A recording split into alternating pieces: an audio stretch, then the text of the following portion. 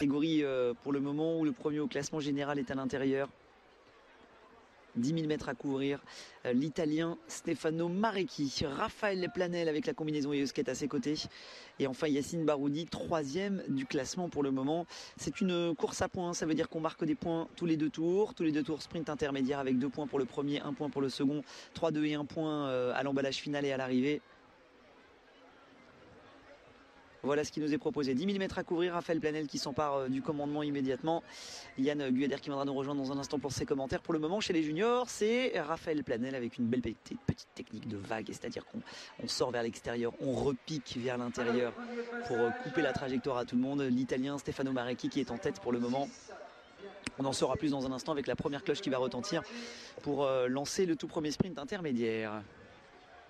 Alors est-ce que les garçons de la tête du classement vont tout de suite rentrer dans le vif du sujet? Mathieu Gilbert avec son dossard 65 qui se porte aux avant-postes pour le club de Mouilleron.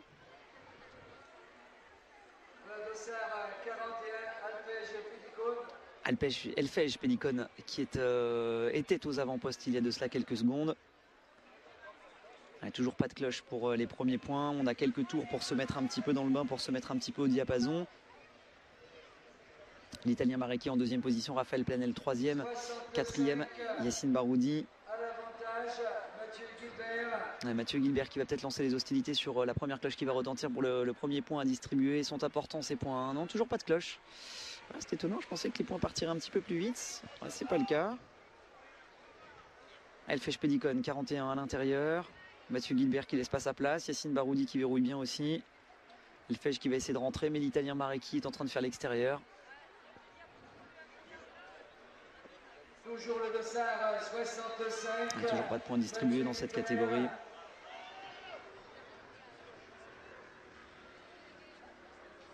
Mathieu Gilbert qui est en train de bosser pour Yacine Baroudi.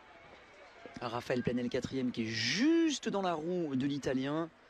On sort bien large à l'extérieur pour empêcher les patineurs. Et hop là, on dégage quelques mains parce qu'il y a des rétropoussettes qui sont en train de se mettre en place. Ça y est, ça commence un petit peu à accélérer avec Timothy Lubino qui vient de se porter aux avant-postes. Ça veut dire qu'on est plus très loin du premier sprint intermédiaire pour le premier point qui sera distribué. Timothy Lubino qui est en train de prendre sa trajectoire bien large à l'entrée du virage. Timothy Lubino qui sort super large. Le peloton, vous le voyez, qui commence à s'étirer. Voilà, c'est donc le premier point qui est en train de se proposer. Timothy Lubino qui est en tête pour le moment. On est en train de plonger pour Yacine Baroudi. Yacine Baroudi qui se met dans la roue de Timothy Lubino.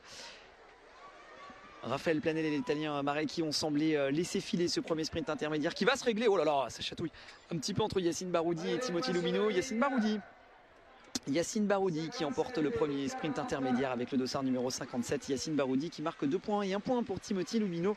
Voilà, c'était le premier sprint, pas tout à fait aussi tranchant qu'on aurait pu l'imaginer dans cette catégorie. Petit avertissement à Mathieu Gilbert. Peloton qui continue de rouler fort. Allez, c'est parti, ça y est, déjà 2e sprint intermédiaire. Marecchi l'Italien qui est en première tête, Timothy Lubino en 2e position, 3e position Mathieu Gilbert avec son dossard 65, Raphaël Planel qui est 4e et qui va pas au sprint. Raphaël qui laisse passer les premiers sprints. C'est Marecchi qui va y aller avec Timothy Lubino, l'Italien face au Français. Italien français, c'est l'Italien, c'est facilement qui va prendre les 2 points. Timothy Lubino en prend un également aussi. Il est en tête pour le moment du classement virtuel. Mais Marecchi semble vouloir continuer. Marecchi regarde un petit coup d'œil derrière. Il semble vouloir continuer. Raphaël Planel a immédiatement réagi. Il a compris qu'il fallait pas laisser partir l'Italien. Raphaël Planel réagit. Timothy Lubino est toujours dans la roue de l'Italien. Raphaël Planel vient de creuser. Yacine Baroudi est également dans la roue. Derrière Mathieu Gilbert avec le dossard numéro 65 a bloqué le reste du peloton. Il n'a pas intérêt à bosser sur son copain Yacine Baroudi. Raphaël Planel qui n'y va pas. Raphaël Planel qui n'y va pas. Marecchi qui est en train de faire le trou. L'Italien qui est en train de creuser les carrés avec Timothy Lubino. Ils sont en train de faire la moisson des points. Allez, Marecchi qui vient de prendre 2 points supplémentaires. Timothy Lubino également aussi en 2e position. Attention, faut pas laisser partir ces 2 garçons. Si vous laissez partir ces 2 garçons, derrière, on revient pas facilement. Si vous laissez ces garçons continuer comme ça sur cette voie-là, et ben ils pourraient bien aller s'adjuger la 1e et 2e place. Et ce serait Raphaël Planel qui perdrait beaucoup dans cet exercice. Il faut réagir derrière.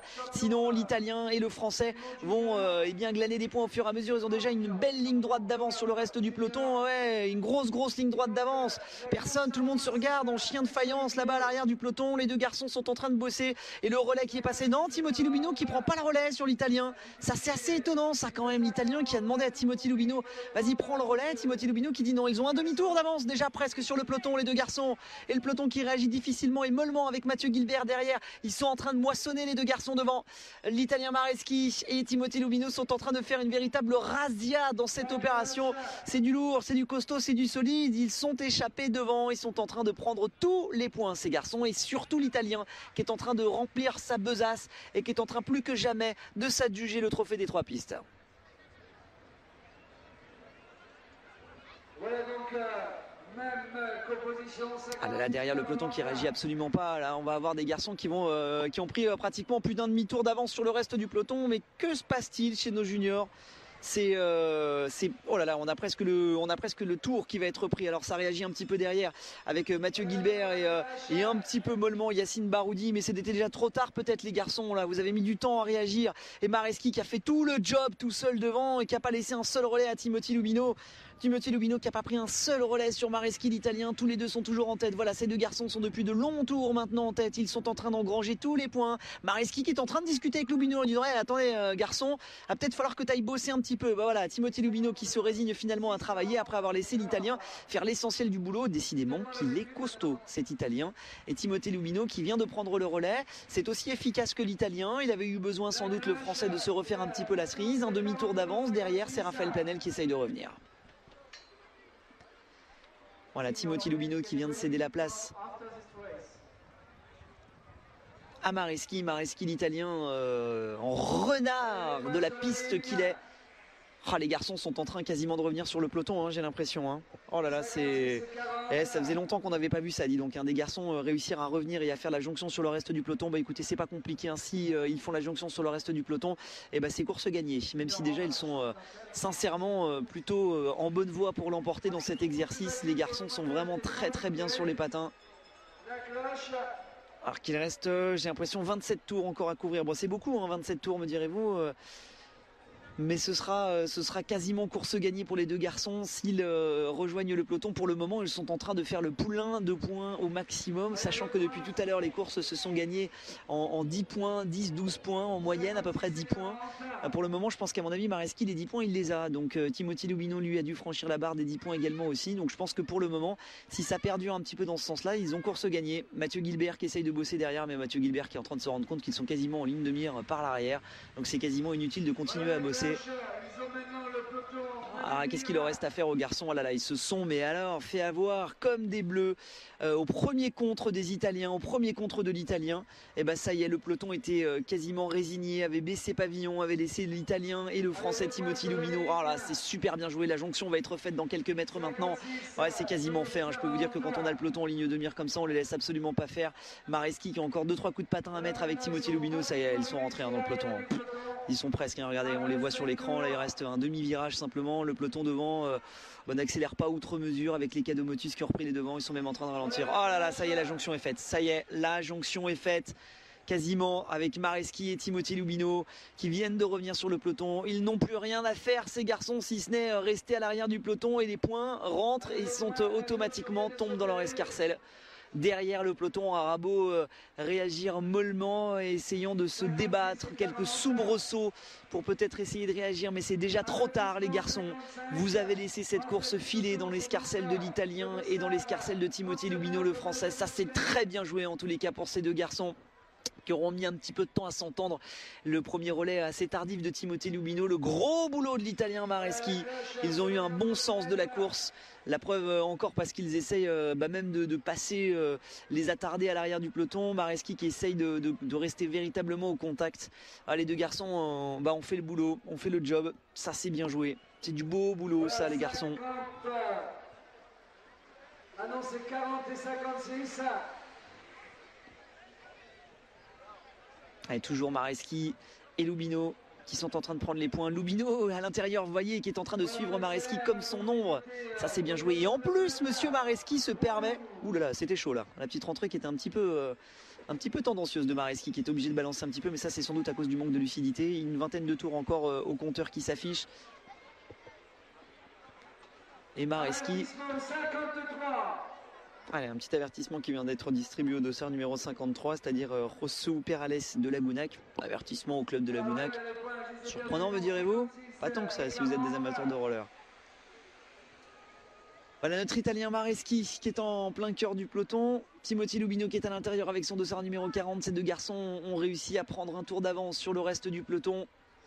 Un peloton qui désormais accuse donc un retard certain.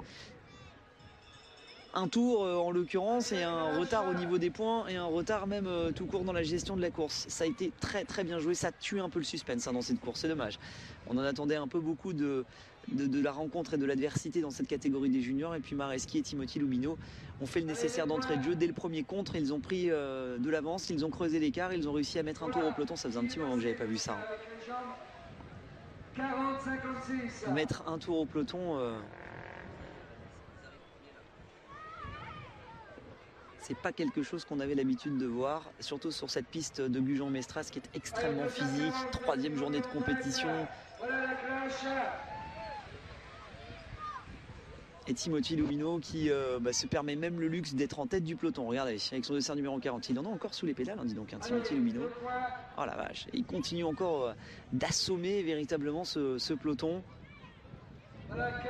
Oh, c'est magnifique ce qu'il est en train de faire. Vraiment très en jambes Timothy Lubino depuis ce matin ici sur Gujan-Mestras.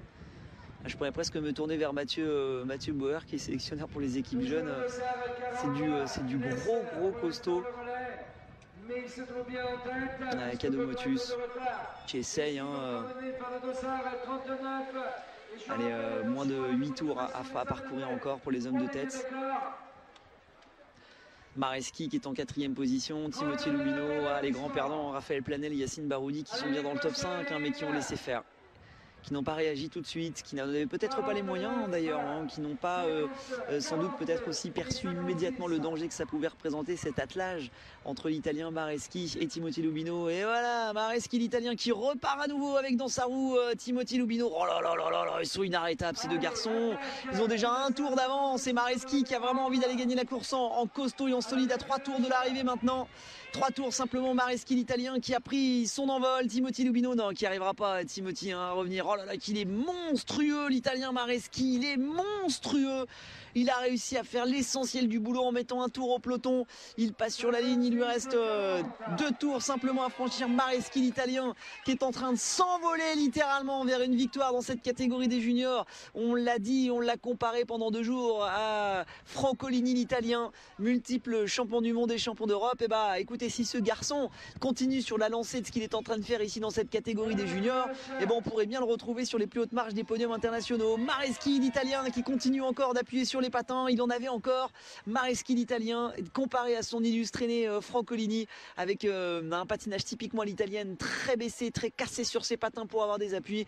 Mareschi qui est en train gentiment mais sûrement d'emporter cette course, mais aussi et surtout de gagner le trophée des 3 pistes dans cette catégorie des juniors.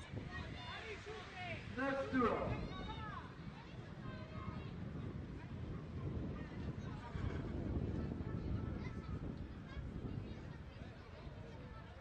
« 47 avertissements. La clash. » Puis ce serait impressionnant aussi d'avoir le décompte du nombre de points marqués par l'Italien Mareschi, qui a dû, avec tous ses points engrangés, presque passer la barre des 20 points, même peut-être, ce qui est impressionnant dans une course à points. Timothy Lubino là-bas derrière avec le peloton, qui essaye de faire le job encore, toujours, qui essaie de revenir sur Mareschi. Alors vraiment un combat de titan entre les deux garçons puisqu'ils ont un tour d'avance sur le peloton. Il est en train de revenir en plus, Timothy Lubino avec le reste du peloton. Vous ne le voyez pas forcément l'image, mais nous on le voit ici sur la piste. Voilà, ici on le voit là-bas sortir du virage. 5 tours de l'arrivée maintenant désormais. Je pensais qu'il en restait un petit peu moins. 5 tours de l'arrivée pour les hommes de tête et 6 pour le reste du peloton qui, je vous le rappelle, accuse un tour de retard. Mareschi l'Italien, oh là là, et puis le retour de Timothy Lubino sur l'Italien. Pourtant l'Italien était solide, l'Italien était costaud, et Timothy Lubino a réussi à trouver la force et les ressources nécessaires pour revenir sur l'Italien. Que c'est solide ça. Ah là là là là. Bon, ça va payer, je pense, à mon avis, ces efforts, ils vont les solder tout à l'heure au moment de l'emballage final. Timothy Lubino qui revient sur l'Italien. C'est quand même Timothy Lubino qui arrive à faire rentrer le reste du peloton sur l'Italien Mareschi alors qu'il a un tour d'avance et qu'il a fait beaucoup d'efforts avec Mareschi. Et c'est lui qui en remet une couche, Timothy Lubino, costaud, solide, gaillard, Timothy Lubino, oh là là là là là là, et Mareschi dans sa roue derrière et le peloton qui n'arrive pas à suivre derrière, c'est incroyable ça quand même. Les garçons ont un tour d'avance, ils ont continué à se tirer la bourre, à jouer au jeu du chat et de la souris tous les deux et derrière le peloton ne réagit pas. C'est dire si ces garçons avaient vraiment un très large ton au-dessus du reste du peloton. Alors là, ce sera intéressant de voir qui va l'emporter au sprint final. Ouais, j'ai peur quand même que Mareschi soit dans de meilleures dispositions pour peut-être l'emporter au moment de l'emballage final. Bon, je pense que la victoire c'est pour Mareschi parce qu'il a marqué quand même beaucoup plus de points. 3 tours simplement. Mareschi a plus souvent franchi la ligne en premier, donc je pense que la course est gagnée pour lui. Mais derrière, Timothy Lubino n'aurait pas démérité. Sincèrement, moi je verrais bien une petite victoire sur la ligne de Timothy Lubino, même s'il sera deuxième sur cette course-là.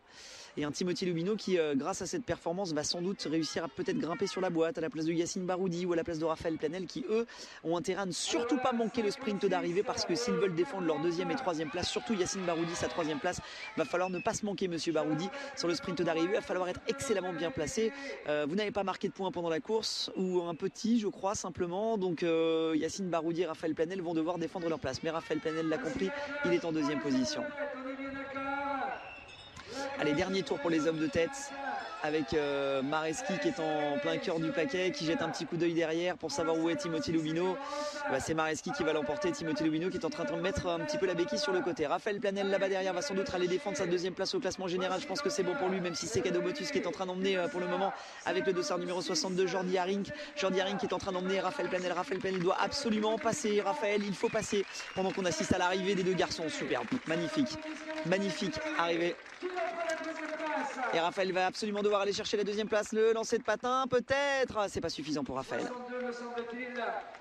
Sans doute la victoire au sprint du dossard numéro 62 Jordi Haring et Raphaël Planel juste derrière. Mais la superbe victoire de l'Italien Mareschi.